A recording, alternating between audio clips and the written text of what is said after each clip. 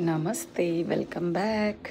So ఇప్పుడే arrive అయిపోయిన హనెడా airport టోక్యోలో. టైంకి వచ్చేసింది ఫ్లైట్. ఇక్కడ లోకల్ టైం 8:39.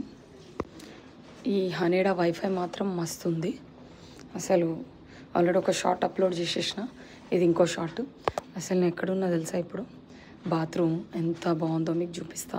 చాలా డిఫరెంట్గా చాలా బాగుంది, సూపర్ ఉంది వైఫై మాత్రం. ఇక చూడండి, ట్రాష్ క్యాన్స్, సింక్, అది అసలు చాలా ప్లెజెంట్ స్మెల్ అవుతుంది. హ్యాండ్ డ్రయర్స్ ఇంగ్లీష్ జపనీస్ రెండు లాంగ్వేజెస్లో ఉంది. Please do not leave used medical syringes. ఇవ్వండి, టాయిలెట్ చూడండి ఎట్లుందో. సో ఫ్లైట్ సిస్టమ్ అనమాట ఇది. జపాన్లో టాయిలెట్స్ ఇట్లా డోర్ అండ్ అదేమో ఇట్లా అనుకొని హ్యాండిల్ కిందికి వేసుకొని పట్టుకోవాలి. అంటే ఎవరికైనా హెల్ప్ కావాలంటే ఇది చూడండి, ఇది బట్ వాషర్స్ ఎట్లా యూజ్ చేయాలి అని. ఫ్లష్ అక్కడ కూడా ఉంది, ఇక్కడ కూడా ఉంది ఫ్లష్. ఇది చూడండి, క్లోజ్ ఆఫ్టర్ యూజ్ అంటే కిడ్స్ కోసం చూడండి. How to use baby chair అన్నిటికీ ఇన్స్ట్రక్షన్స్ ఉన్నాయి క్లియర్గా. అది ట్రాష్ టచ్ స్క్రీన్. సో ఈ బట్ వాషింగ్ కూడా 4 టైప్స్ ఇచ్చిండు. తర్వాత ఇంతే కాకుండా నాకు టాయిలెట్ సీట్ క్లీనరా, పుష్ టాయిలెట్ సీట్ క్లీనర్ ఏముంది దీంట్లో? ఓకే, ఓ ఏదో సమ్ లిక్విడ్ లాగా ఉన్నట్టుంది. ఎనీవేస్, యాక్చువల్లీ నేను యూజ్ చేసిన బాత్రూమ్ అది కాదు.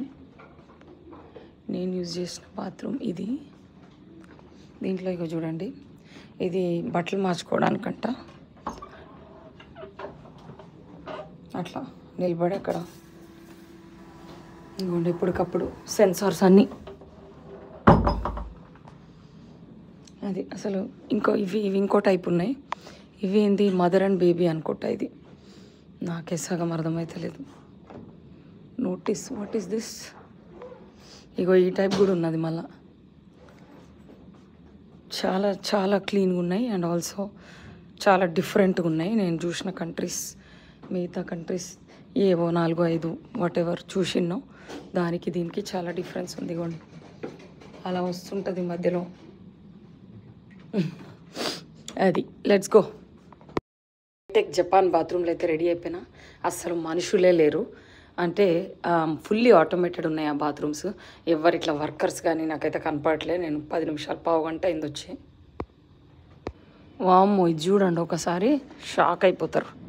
ఈ బాత్రూమ్ చూడండి, స్పెషల్ బాత్రూమ్.